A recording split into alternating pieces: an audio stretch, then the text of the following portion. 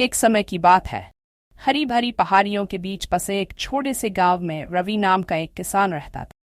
रवि अपनी बुद्धिमानी और समझदारी के लिए दूर दूर तक मशहूर था और वह अक्सर अपनी चतुराई से गांव वालों की समस्याएं हल करता था। रवि का खेत बहुत बड़ा नहीं था, लेकिन यह गांव का सबसे उपजाऊ खेत था। वह विभिन्न प्रकार की फसलें उगाता और एक सुंदर सब्जियों का बाग रखता था। रवि की सफलता का राज उसकी रचनात्मक सोच और चुनौतियों के लिए चतुर समाधान निकालने की क्षमता थी। एक वर्ष गांव में भयंकर सूखा पड़ा।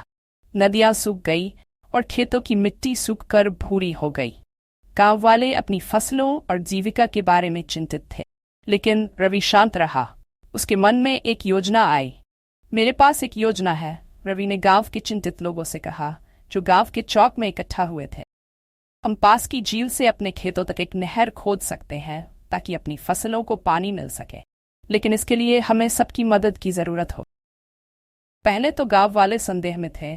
झील काफी दूर थी और नहर खोदना एक बड़ा काम लग रहा था, लेकिन रवि के दृढ़ संकल्प और आत्मविश्वास ने उन्हें प्रेरित किया और उन्होंने इसे आजमाने का फैसला किया। रवि के मार्गदर्शन में गांव वालों ने नहर खोदना शुरू किया। ये कठिन काम था, लेकिन रवि की चतुराई भरी सलाह ने इसे आसान बना दिया। उसने सुझाव दिया कि वे बारी बारी से काम करें। गांव के कुछ बैलों का उपयोग भारी खुदाई में मदद के लिए करें और एक पुली और बाल्टियों की प्रणाली स्थापित करें ताकि मिट्टी को वहां से हटाया जा सके।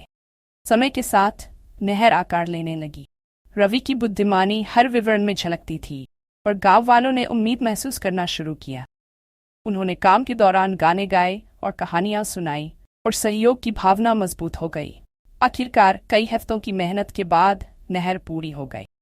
रवि ने गांव वालों को झील की ओर नेतृत्व किया और जोरदार उत्साह के साथ उन्होंने देखा कि पानी नहर के माध्यम से बहकर उनके खेतों में जीवन वापस ले आया। फसलें फिर से लहलहाने लगीं और जल्दी गांव फिर से हरा भरा हो गया।